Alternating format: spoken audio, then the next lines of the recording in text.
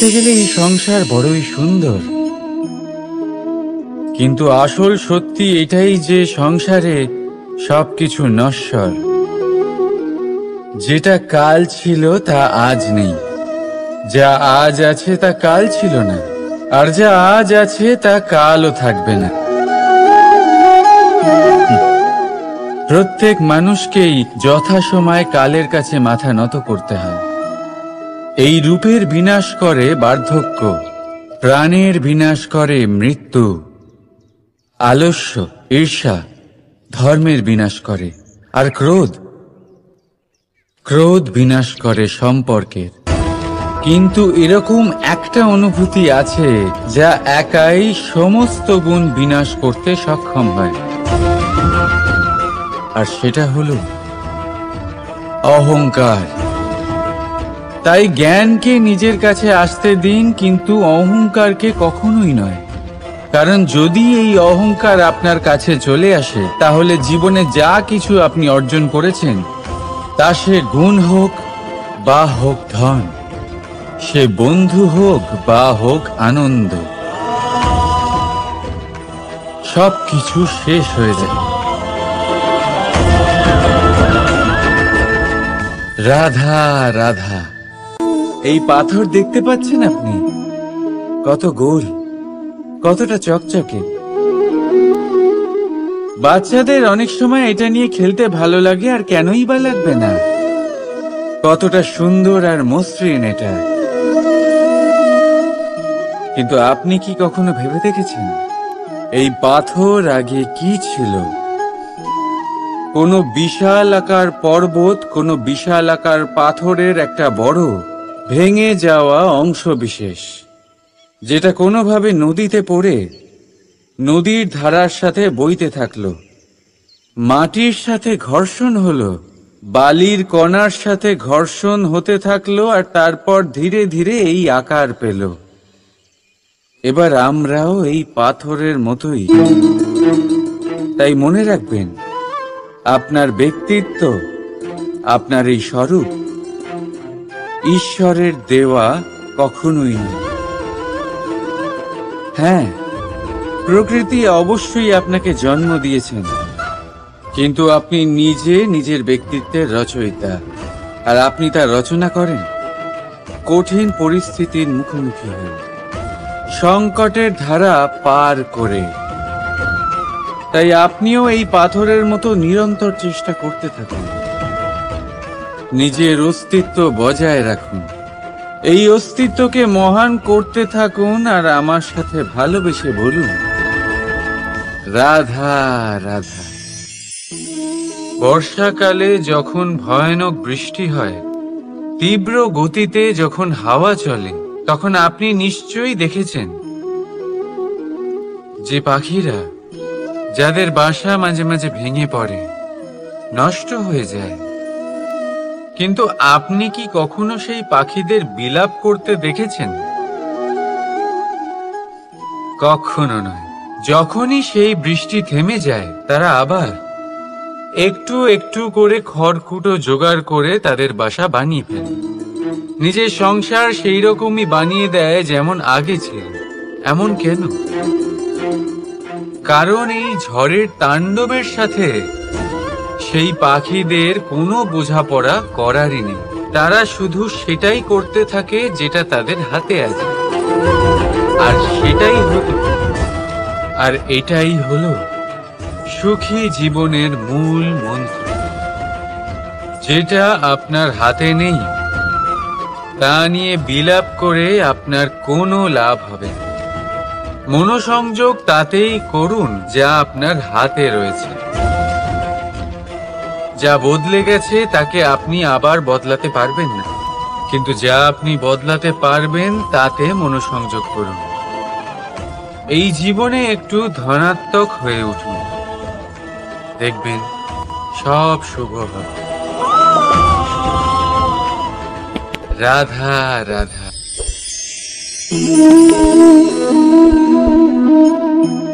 ছোটবেলায় একটা জিনিস আমি কখনো বুঝে উঠতে পারিনি। আমি সবসময় আশ্চর্য হয়ে থাকতাম যে এটা কি করে সম্ভব হতে পারে। ব্যাপারটা ছিল এরকম, আমি আমাদের গোয়াল ঘরে দেখতাম ভিন্ন ভিন্ন রং রূপের গাভী। কারোর রং কালো তো কারোর রং সাদা, কেউ খয়েরি তো কারোর রং বাদামি। এবার আমি দেখতাম কারোর কারোর শিং বড় তো কারোর এত ছোট যে দেখাই যায় না। কোনো গাভী আকারে ছোট ছিল তো কেউ একটু বড়। কিন্তু যখন সেই সব গাভী দুধ দিত তখন আমি দেখতাম সেই সব দুধ সমান, রং সমান, স্বাদ সমান, গুণও সমান, আর সমান পুষ্টিও। এবার আমি এটা বুঝতে পারতাম না। আমার দৃষ্টিতে তো সমস্ত গাভী আলাদা আলাদা ছিল। আমি ভাবলাম আমি মাকে জিজ্ঞেস করি। মাকে জিজ্ঞেস করলাম। মা আমাকে বললেন, কানাই, রং রূপ পাল্টালেও গাভীদের বাস্তবিকতা তো পাল্টায় না। গাভী তো গাভীই থাকবে। এবার আমি এটা বুঝতে পারি না যে মানুষ এটা আত্মসাৎ কেন করতে পারে না। দেখুন, রং, রূপ, জাত, ধর্ম, ভাষা, এই সবের উপরে হলো মনুষ্যত্ব। আর মনুষ্যত্বের একটাই ধর্ম, আর সেটা হলো প্রেম। তাই এই প্রেম আপনি সকলের সাথে ভাগ করে নিন। প্রেমের সাথে সকলের সেবা করুন। এই মনুষ্যত্বর অমৃত চেখে দেখুন, আর আপনি বুঝে যাবেন যে আমরা কেউ আলাদা আলাদা নই, আমরা সবাই সমান। রাধা রাধা। সাগর, কত বিশাল হয় এই সাগর! কি না করতে পারে এই সাগর! এক মুহূর্তের মধ্যে সব ধ্বংস করে দিতে পারে, প্রলয় ডেকে আনতে পারে, সংসার মুছে ফেলতে পারে। এই সাগর জীবন জ্যোতি নিভিয়ে দিতে পারে। কিন্তু এই সাগর যা মেটাতে পারে না তা হলো একজন তৃষ্ণার্তের তৃষ্ণা। অন্যদিকে এই ঘোড়া, যা এতটাই ছোট যে গোপিনীরা একসঙ্গে অনেকগুলো নিয়ে চলতে পারে, কিন্তু এই ছোট ঘোড়া অনেকের তৃষ্ণা মেটাতে পারে। এবার বলুন, জল সাগরেও আছে, আবার এই ঘোড়াতেও। তাহলে পার্থক্য কোথায়? এখানে পার্থক্য হলো তাদের আচরণের মধ্যে। একজন মাটির মধ্যে মিষ্টি জল ধরে রাখে তো আরেকজন নিজের নোনা জলের আঘাতে যে কাউকে মাটিতে মিশিয়ে দিতে পারে। আপনি কি হতে চাইবেন? সাগরের নোনা জল হয়ে কারোর আশা চূর্ণ বিচূর্ণ করে দিতে, নাকি মিষ্টি জলের ঘোড়া হয়ে কারোর তৃষ্ণা মেটাতে? সিদ্ধান্ত আপনার। রাধা রাধা। কতবার এমন হয় আপনি কোনো কাজ করার জন্য কাউকে দায়িত্ব দেন, কিন্তু সেই ব্যক্তি সেই কাজ সম্পন্ন করতে পারে না, অসম্পূর্ণ রেখে দেয়, অথবা ঠিকভাবে করতে পারে না। এবার এই পরিস্থিতিতে কি হয়? আপনি ক্রুদ্ধ হয়ে যান, তার উপরে আপনি রেগে যান, তাকে তিরস্কার করেন, আর তারপরে সেই কাজ সম্পন্ন করতে আপনি নিজেকেই নিযুক্ত করেন, আর শেষ পর্যন্ত সেই কাজ সম্পন্ন হয়েই যায়। এবার এই বিষয়ে সমস্যা সেই ব্যক্তির চেষ্টায় নয়, সমস্যা আপনি যে সেই ব্যক্তিকে ভরসা করলেন তার ছিল। আমরা অন্যের প্রতি ভরসা করাকে প্রথম পদক্ষেপ বানিয়ে, আর নিজের উপরে বিশ্বাসকে শেষ সম্বল। কিন্তু তার বদলে এটাই হওয়া উচিত যে নিজের উপরে ভরসাকে আমরা প্রথম পদক্ষেপ বানাই, তাকে নিজের সহায় মানতে হবে। যদি আপনি এমন করেন তাহলে পরিণাম আরো সুখকর, আরো আনন্দদায়ক হবে। তাই মনে রাখবেন, এই সংসারে আপনার সব থেকে বড় ভরসা আর কেউ নেই। এই সংসারে আপনার সব থেকে বড় রক্ষাকর্তা আর কেউ নেই, বরং আপনি নিজেই। রাধা রাধা। আসুন আপনাকে একটা প্রশ্ন করছি, সোনা আর লোহার মধ্যে তফাৎ কি? এবার বেশিরভাগ লোকে দেখায় অন্যদিকে লোহা সেই সৈনিকদের ঢাল ও তলোয়ার হয়ে তাদের রক্ষা করে, যারা আমাদের প্রাণকে রক্ষা করেন। এই সৈনিক না থাকলে আমাদের প্রাণও থাকবে না। এবারে বলুন, সোনার মূল্য বেশি হওয়াতে কি লোহার মূল্য কমে যায়? কখনোই নয়। ঠিক সেইভাবে এই জীবনে আপনি যতই চেষ্টা করুন, কিছু না কিছু এমন থেকে যাবে যা আপনি কখনোই পাবেন না। আর সেই কারণে নিজেকে অক্ষম মনে করা অনুচিত। হতে পারে আপনার কাছে সেই গুণ আছে যেটা সংসারে আর কারোর কাছে নেই। সেই গুণটাকে চিনুন, সেটাকে বাড়ান আর সেটাকে ব্যবহার করুন। তাই মনে রাখবেন, সংসারে প্রত্যেকটা ব্যক্তি বিশেষ হয়, আর এই সংসারে সবাই সবকিছু পায় না। নিজেই দেখে নিন, সোনাকে যে দোকানে সাজিয়ে রাখা হয়, সেই দোকানের তালা লোহা দিয়ে তৈরি হয়। রাধা রাধা। সংসারে সব থেকে বেশি দামি কি? সব থেকে বেশি মূল্যবান কি? কেউ বলবে সোনা। তো ধন খরচ করেও একটা জিনিস আমরা কিনতে পারবো না, আর তা হলো একটা মুহূর্ত। কি হলো? সত্যি সামনে এসে গেল। সত্যি হলো এটাই যে জগতে সব থেকে বেশি মূল্যবান সময়।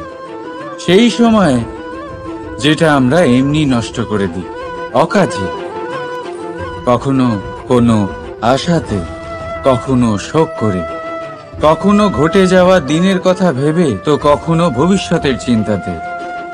এই সময়ের সদ্ব্যবহার আমাদের করা উচিত। এই সময়ের সদ্ব্যবহার করে আমাদের ধন অর্জন করা উচিত, মহান কাজ করা উচিত, আমাদের ব্যক্তিত্বকে উদার করা উচিত, ভালো কাজ করা উচিত, সকলের সাথে আনন্দ ভাগ করা উচিত। যদি আমরা এই সংসার থেকে চলেও যাই, তাহলেও সময় আমাদের যেতে দেবে না। এখানেই স্থিত করে রাখবে, কারোর না কারোর জন্য প্রেরণা হয়ে, বা কারোর মুখে কৃতজ্ঞতার হাসি ফুটিয়ে। রাধা রাধা। সূর্য। এই সংসারে সব থেকে বেশি তেজস্বী এই সূর্য, সব থেকে বেশি উজ্জ্বল, সব থেকে বেশি শক্তিশালী। কিন্তু আপনি কি কখনো সূর্যোদয় দেখেছেন? এই শক্তিশালী সূর্য কিভাবে উদয় হয়? লাল রঙের আভার সাথে, সৌম্যতার সাথে, শান্তির সাথে উদয় হয়। কখনো সূর্যাস্ত দেখেছেন? সেই লাল রঙের আভা, সেই সৌম্যতা, সেই একই শান্তি। আর এটাই একজন মহান ব্যক্তিত্বের গুণ। যখন জীবনে উত্থান ঘটে, তখনও অহংকার করেন না, সৌম্যতা বজায় রাখেন। আবার যখন জীবনে ক্ষতি হয়, তখনও সৌম্যতা বজায় রাখেন। যদি আপনিও চান সূর্যের মতো আপনি সম্মান পাবেন, তাহলে সূর্যের মতন হন। যখন জীবনে আনন্দ আসে, কুশল আসে, তখন সীমা লঙ্ঘন করবেন না। যখন জীবনে দুঃখ আসে, কষ্ট আসে, বিনাশের পথে অগ্রসর হবেন না। সৌম্য থাকুন, শান্ত থাকুন, সূর্যের মতো চকচক করতে থাকুন। কারণ সব মুহূর্তের মতোই এটাও একটা মুহূর্ত। তাতে আপনি আনন্দ লাভ করুন বা পান দুঃখ, এই মুহূর্ত অবশ্যই চলে যাবে। রাধা রাধা। আপনি ওই কথাটা নিশ্চয়ই শুনেছেন, যখন ভগবান একটা দরজা বন্ধ করেন তখন অন্যদিকে অনেক দরজা খুলে দেন। এবার এই দরজা, এই সমস্ত পথ আমরা দেখতে পাই না, অনেক সময় আমরা বুঝতে পারি না, হারিয়ে যায় সব। কখনো কখনো মনে হয় যে এই কথাটাই মিথ্যে, কিন্তু আসলে তা তো নয়। তাহলে হারিয়ে যায় কেন? কারণ আমরা সময় নষ্ট করি এই দরজার দিকে তাকিয়ে থেকে। ভাবি এই বুঝি দরজা খুলবে, এবার দরজা খুলবে। অপেক্ষা করতে করতে আমরা অনেক সময় নষ্ট করে ফেলি।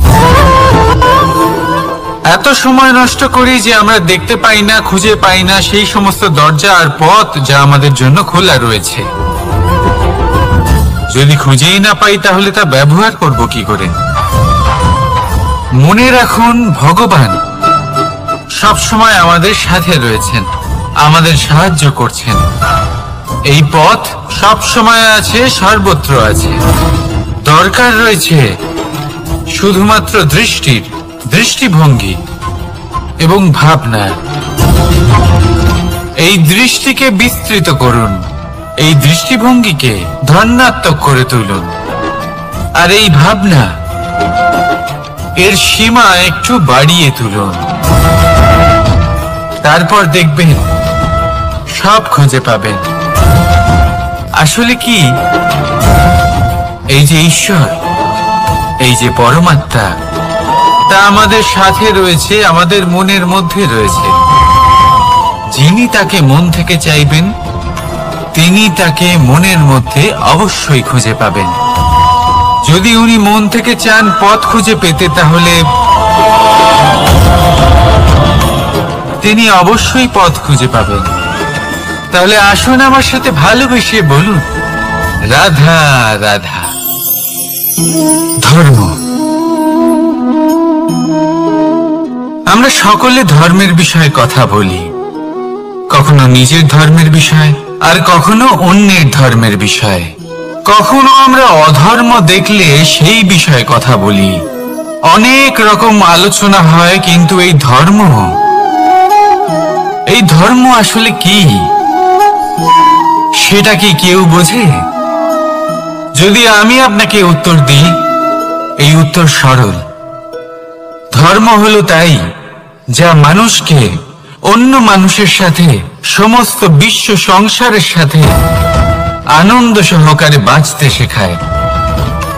সেই জন্য আপনি যদি কখনো কোনো ধর্মীয় স্থানে যান, সেই ধর্মীয় স্থানে গিয়ে আপনার শান্তির অনুভূতি হয়, তাই না? কিন্তু দেখুন, ধর্মের জ্ঞান থাকলেই সেই মানুষ ধর্মের পথে চলতে পারবে এমন কোনো কথা নেই। অনেক সময় সম্পর্কে যখন সংঘর্ষ বেড়ে যায়, তখন ইচ্ছের জন্ম হয়, ক্রোধের জন্ম হয়, অহংকারের জন্ম হয়, আর তারপর বিনাশ হয়ে যায় এই ধর্মের। সেই জন্য দ্বিতীয় সব থেকে গুরুত্বপূর্ণ গুণ যা আমার সারথীর মধ্যে থাকা উচিত, তা হলো ধর্মবীর হওয়া। এবার দেখতে হবে সেটাই যে কে হবে সেই ব্যক্তি যিনি এই স্বয়ম্বরে নিজের ধর্মে অটল থাকবেন।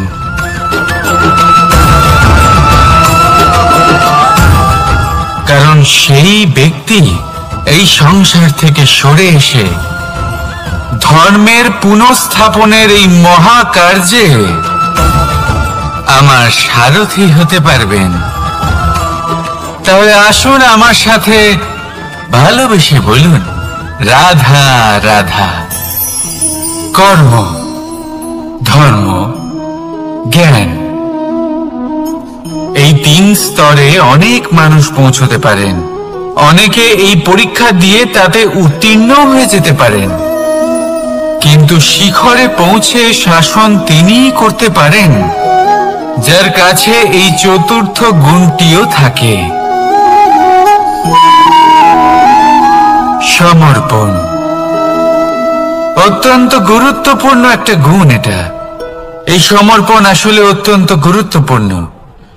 পূর্ণ সমর্পণ দরকার নিজের লক্ষ্যের প্রতি, সমর্পণ নিজের কর্তব্যের প্রতি, সমর্পণ নিজের আত্মার থেকে নির্গত স্বরের প্রতি, সমর্পণ নিজের রথির প্রতি, অর্থাৎ আমার প্রতি। এবার এই পরীক্ষায় অত্যন্ত কঠিন এক বাঁক আসতে চলেছে, যেখানে সারথীকে সমর্পণের নিরিখে পরীক্ষা করা হবে, আর তাতে উত্তীর্ণ হওয়ার পরেই তার হাতে ধর্ম স্থাপনের রথের রাশ তুলে দেওয়া হবে। দেখা যাক কি হয়।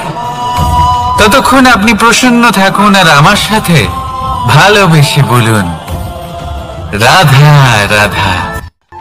মানুষ তার জীবনে শিক্ষা এবং প্রেম এই দুই লাভ করে তার মাতা, পিতা এবং গুরুর কাছ থেকে।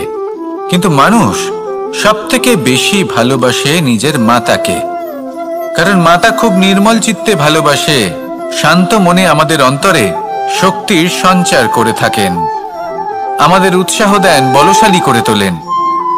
ব্যাপারটা কিন্তু এমন নয় যে আমরা নিজেদের বাবা বা গুরুকে ভালোবাসি না, তাদেরকেও আমরা অত্যন্ত ভালোবাসি, শুধু ওনাদের কঠোর ব্যবহার দেখলে আমরা একটু ভয় পেয়ে যাই।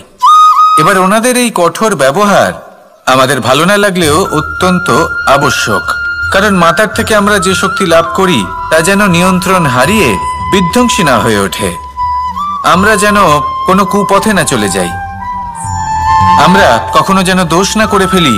শুধু সেই জন্য পিতা এবং গুরু একটু কঠোর হয়ে ওঠেন, এবং ওনাদের এই কঠোর আচরণ ভবিষ্যতে গিয়ে আমরা অবশ্যই বুঝতে পারি। জীবনে কিছু বছর আমরা এগিয়ে যাই আর তারপর আমরা বুঝতে পারি যে বাবা এবং গুরু আমাদের যথেষ্ট ভালোবাসতেন, কিন্তু ওনাদের ভালোবাসার বহিঃপ্রকাশ আলাদা। প্রয়োজনীয় হলো এটা দেখার, এটা বোঝার যে শুরু থেকে আমাদের প্রতি ওনাদের আচরণ কেমন ছিল। ওনাদের কঠোর হওয়ার পেছনে ওনাদের ভালোবাসাটা বোঝার চেষ্টা করুন, ওনাদের চিন্তাটা বোঝার চেষ্টা করুন, ওনাদের পথপ্রদর্শনের আড়ালে আপনার ভবিষ্যতের জন্য যে পরিকল্পনা ওনারা করেছেন সেটা বোঝার চেষ্টা করুন। তখন আপনারা বুঝতে পারবেন ওনাদের ভালোবাসাকে। আপনার মনের মধ্যে আপনা থেকেই ওনাদের প্রতি সম্মান জেগে উঠবে। নিজের পিতা এবং নিজের গুরু এই দুজনের প্রতি কৃতজ্ঞতা প্রকাশ করুন আর আমার সাথে ভালোবেসে বলুন, রাধা রাধা।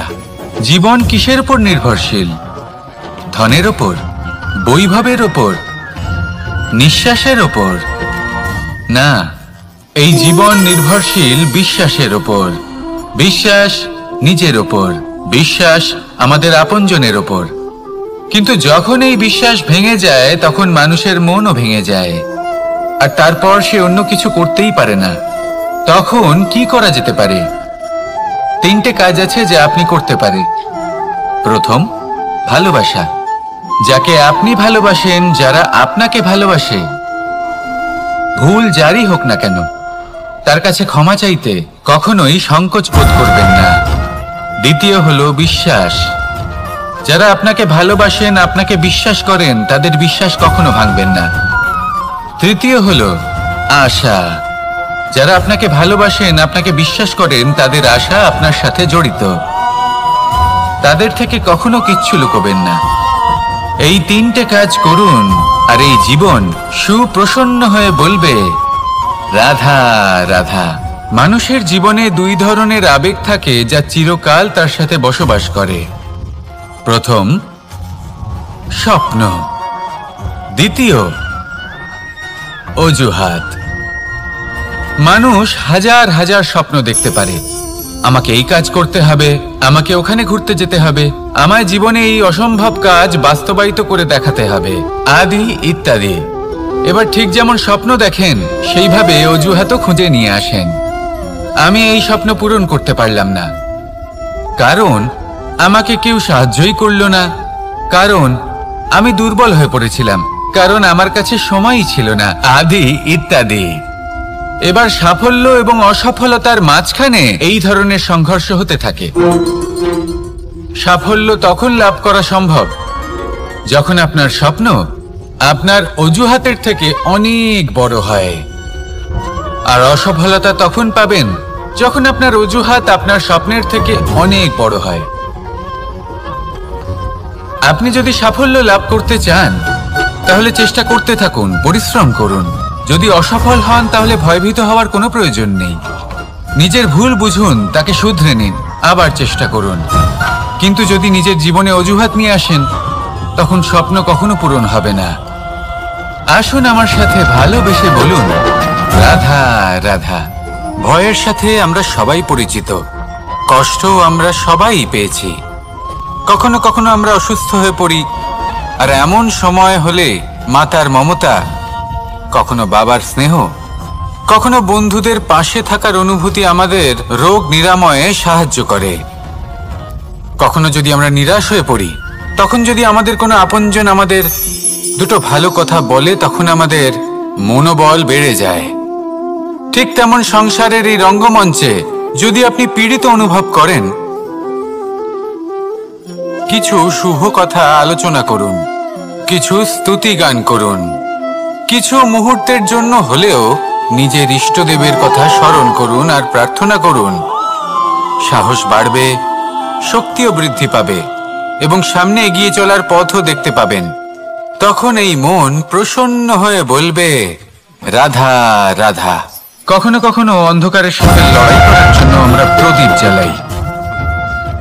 এতে প্রথমে সলতে রাখি, তারপর তেল ঢালি, তারপর আগুন জেলে এটা প্রজ্বলিত করি। তারপর একটা সময় আসে যখন এই প্রদীপ নিভে যায়। কারণটা কি? কারণ কি এটা যে প্রদীপের প্রকাশমান হওয়ার ক্ষমতা সমাপ্ত হয়েছে? না, এই যে আগুন আমরা দেখতে পাচ্ছি, এই আগুনের জন্য যে শক্তির প্রয়োজন হয় তা আসে এই তেল থেকে। যদি এই তেল সমাপ্ত হয়ে যায় তাহলে এই প্রকাশ তাও সমাপ্ত হয়ে যায়। আর আমাদের জীবনে এই তেল হলো আমাদের কর্ম, আর এই আগুন আর এর দ্বারা উৎপন্ন হওয়া প্রকাশ আমাদের ভাগ্য।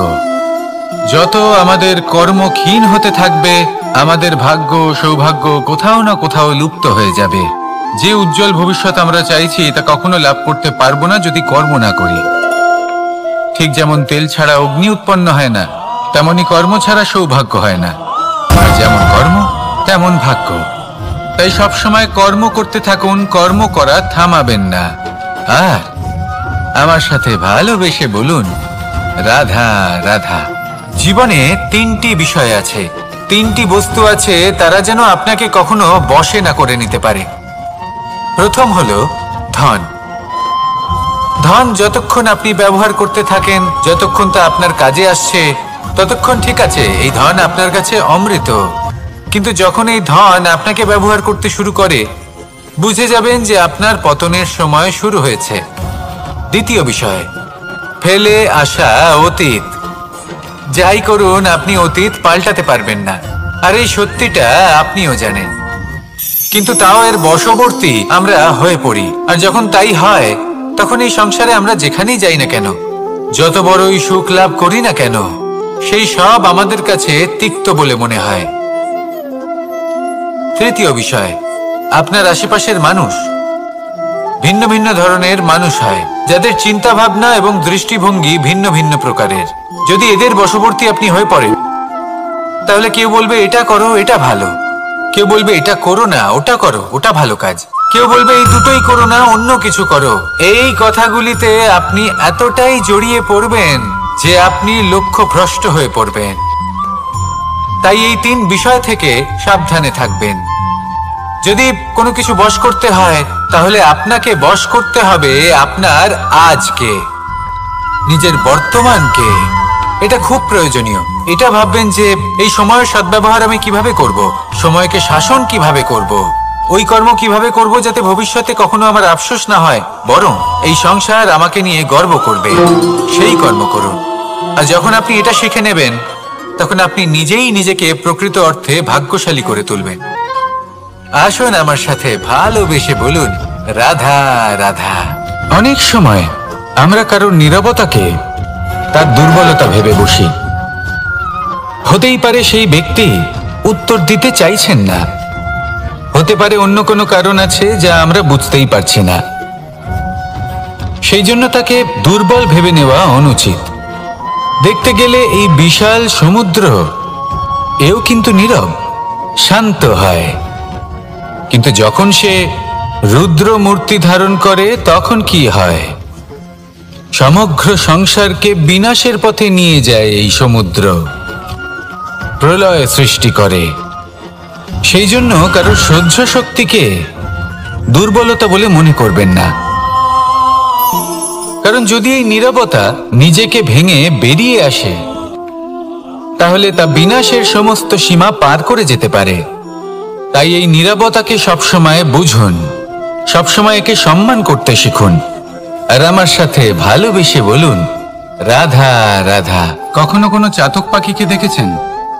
কথায় আছে যে বছরে মাত্র একবার সে তার তৃষ্ণা মিটিয়ে থাকে, আর তাও আকাশে ভেসে থাকা মেঘের দ্বারা ঘটানো বৃষ্টির জলের ফোঁটা থেকে। আর কোথাও থেকে সে তার তৃষ্ণা পূরণ করে না। সারা বছর সে নিদারুণ গরম সহ্য করে, তীব্র শীতও সহ্য করে, শুধু এই আশা নিয়ে যে বছরে একবার অন্তত সেই মেঘের ঘন ঘটা হবে, বৃষ্টি হবে, আর সে তার তৃষ্ণা নিবারণ করবে। এটা আসলে কি? এটা আসলে বিশ্বাস। সেই বিশ্বাস যে বছরে একবার সেই মেঘ আসবে তৃষ্ণা নিবারণ করতে। যেমন দেখুন, একটা সূর্যমুখী ফুল সারা রাত অন্ধকারের সাথে যুদ্ধ করে, কারণ তার বিশ্বাস যে ভোরবেলায় সূর্য তাকে অবশ্যই দর্শন দেবেন। সেটাও বিশ্বাস ছিল যার উপর ভরসা করে মনু একটা নৌকা নিয়ে বেরিয়ে পড়েছিলেন এবং সমস্ত সৃষ্টিকে প্রলয়ের হাত থেকে বাঁচিয়েছিলেন। সেটাও ছিল ভালোবাসার প্রতি বিশ্বাস, যার উপর ভরসা করে বানর এবং ভাল্লুক সেনা নিয়ে শ্রীরাম আক্রমণ করেছিলেন সমস্ত বরদানপ্রাপ্ত অসুরগণ এবং রাক্ষসগণের লঙ্কায় এবং জয় লাভ করেছিলেন। এই বিশ্বাসই হলো এই বিশ্বের আশা। বিশ্বাস রাখুন যে আপনি হলেন সর্বশ্রেষ্ঠ এবং শুধুই নিজের কর্ম করতে থাকুন। এই বিশ্বাসের আশাই আপনাকে প্রতি মুহূর্তে বল প্রদান করবে। এ হলো আমার বিশ্বাস। আসুন আর আমার সাথে ভালোবেসে বলুন, রাধা রাধা। যোগাসন। যোগাসনে আসন অত্যন্ত গুরুত্বপূর্ণ। এবার আমি বলবো সবথেকে শ্রেষ্ঠ আসন কোনটি। আশ্বাস। নিজেকে আশ্বস্ত করতে থাকুন যে আমি আছি, সব ঠিক হবে, যা হচ্ছে ভালোর জন্য হচ্ছে। এই আশ্বাস আপনাকে জীবনে এমন ধনাত্মক বিশ্বাস দেবে যে আপনি বড় বড় সমস্যার সমাধান করতে পারবেন। এবার যদি কথা বলি সবথেকে কঠিন সময়ের, তাহলে সেটা হলো বিচ্ছেদের। যা মা সীতাকে সহ্য করতে হয়েছে শ্রীরামের জন্য, রাধা কৃষ্ণকেও সহ্য করতে হয়েছে। যে ব্যক্তি বিচ্ছেদের সময় সঠিক পথে চলে এসেছে, সে জীবনে অনেক শ্রেষ্ঠ স্থানে অবশ্যই পৌঁছতে পারবে। এবার যদি কথা বলি সবথেকে জরুরি এবং গুরুত্বপূর্ণ সময়ের, তাহলে সেটা হলো সংযোগ। সকলকে সাহায্য করতে থাকুন। আপনি অন্যদের সাহায্য করে তাদের যত আনন্দ দিতে পারবেন, ততটাই আনন্দ আপনারও জীবনে অবশ্যই আসবে। আসুন আর আমার সাথে ভালোবেসে বলুন, রাধা রাধা। সংসারে সকলে উঁচুতে উঠতে চায়, কেউ নত হতে চায় না। সবাই এটা মনে করে যে নত হওয়ার অর্থ হলো তাদের আত্মসম্মান এবং অহংবোধের বিরুদ্ধাচরণ করা। তাদের মনে হয় যে যদি আমরা নত হই, সংসার আমাদের দুর্বল মনে করবে, তাদের শৌর্য এবং তাদের ব্যক্তিত্বের অপমান হবে। কিন্তু এটা কি সত্যি? প্রত্যেকবার নত হওয়ার অর্থ কি সম্মানহানি হওয়া? কখনোই নয়। আপনি নিজের জীবনকেই দেখে নিন। আপনার কোনো অমূল্য জিনিস যদি নিচে পড়ে যায়, তাহলে তাকে কিভাবে তোলেন? সেই বস্তুকে তোলার জন্য আপনাকে নত হতেই হবে। আপনি বড়দের আশীর্বাদ কিভাবে লাভ করেন? আপনি নত হয়ে তবেই তাদের আশীর্বাদ লাভ করতে পারেন, তাই না? ভেবে দেখুন, আপনি একটা পথে হাঁটছেন, আপনি দেখতে চাইছেন যে আপনি সঠিক পথে হাঁটছেন কিনা, পায়ের নিচে কাঁটা পড়ে আছে কিনা। কিভাবে দেখবেন? আপনাকে সেই মাথা নত করেই দেখতে হবে। এর অর্থ কি? অর্থ খুব সহজ। প্রত্যেকবার নত হওয়া অনুচিত নয়, সেটা কোনোভাবেই সম্মানহানি নয়। পরিস্থিতি অনুসারে এবং যেখানে প্রয়োজন আপনি নত হতে শিখে গেলে আপনি অনেক কিছুই লাভ করতে পারবেন। জ্ঞান, মান, গুণ, বিশ্বাস। সেই জন্য প্রয়োজন এবং পরিস্থিতি অনুসারে নত হতে শিখুন, এতে অনুচিত কিছুই নেই। আত্মসম্মান থাকা অত্যন্ত প্রয়োজনীয়, কিন্তু তা যেন কখনো অহংকারে পরিণত না হয়। এই বিষয়ে অবশ্যই নজর রাখবেন এবং আমার সাথে ভালোবেসে বলবেন, রাধা রাধা। আমাদের জীবনে অনেক ধরনের ব্যক্তি এসে থাকেন। কেউ কেউ আমাদের সাথে থেকে যান, কেউ আমাদের থেকে দূরে চলে যান। কেউ ভালো মানুষ হন, কেউ খারাপ মানুষ। কিন্তু আমরা সবসময় সেই সময়টাকে নিয়ে দুঃখ প্রকাশ করি যখন আমাদের জীবনে কোনো খারাপ ব্যক্তি প্রবেশ করেন। তারা আমাদের খারাপ অনুভূতি দেন, দুঃখ দেন, কষ্ট দেন। আমরা সবাই তাকে ভালো মন্দ কথা বলি। কিন্তু কেন? এমন বিভিন্ন ধরনের মানুষ, খারাপ মানুষ, ভালো মানুষ সবার জীবনেই আসেন এবং সকলকেই একটা অমূল্য শিক্ষা দান করে যান। এবার আপনি নিজেই ভেবে দেখুন, জীবনে যখন প্রথমবার আপনি আগুন স্পর্শ করেছিলেন তখন আপনি একটা শিক্ষা লাভ করেছিলেন যে আমাকে আগুনের থেকে একটু দূরে থাকতে হবে। তারপর আস্তে আস্তে আপনি শিখলেন যে কিভাবে এই আগুনকে নিয়ন্ত্রণে রাখতে হবে। তারপর আপনি শিখলেন যে কিভাবে নিজের জীবনে তাকে প্রয়োগ করতে হবে, তা সে অন্ধকারে প্রকাশ লাভ করার জন্য হোক বা খাবার বানানোর জন্য। সেইভাবেই কোনো খারাপ ব্যক্তি যখন আপনার জীবনে আসে কোনো শিক্ষা দিয়ে যান, তার প্রতি কৃতজ্ঞ থাকুন। তার বিষয় খারাপ ভাবার বা খারাপ অনুভূতি নিয়ে থাকার কোনো প্রয়োজন নেই। সেই শিক্ষা লাভ করুন, ইতিবাচক মনোভাব নিয়ে জীবনের সামনে এগোতে থাকুন। কেউ নেই যিনি আপনাকে বাধা দিতে পারেন। আসুন আমার সাথে ভালোবেসে বলুন, রাধা রাধা। অনেক সময় আমরা জীবনে অনেক মানুষকে এমন বলতে শুনে থাকি যে আমি অসফল হয়েছি কারণ আমার সময় ভালো যাচ্ছিল না। আমি এই জিনিসটা লাভ করতে চাইছিলাম কিন্তু করতে পারলাম না কারণ আমার সময়টা ভালো যাচ্ছিল না। আমি আমার জীবনে ওই মহান কাজটা করতে চাইছিলাম কিন্তু করতে পারলাম না। কেন? কারণ আমার সময়টা ভালো যাচ্ছিল না। কিন্তু যে মুহূর্তে ভালো সময় আমার জীবনে আসবে আমি সব কিছু প্রাপ্ত করব। এমন প্রায় প্রত্যেকেই বলেন। আসুন একটা কথা বোঝা যাক। একজন মালিকে দেখুন, সে প্রত্যেক দিন গাছের সেবা করে, তাকে জল দেয়, তার যত্ন আত্তি করে। কেন? প্রত্যেক দিন সেই গাছ ফল দেয় না।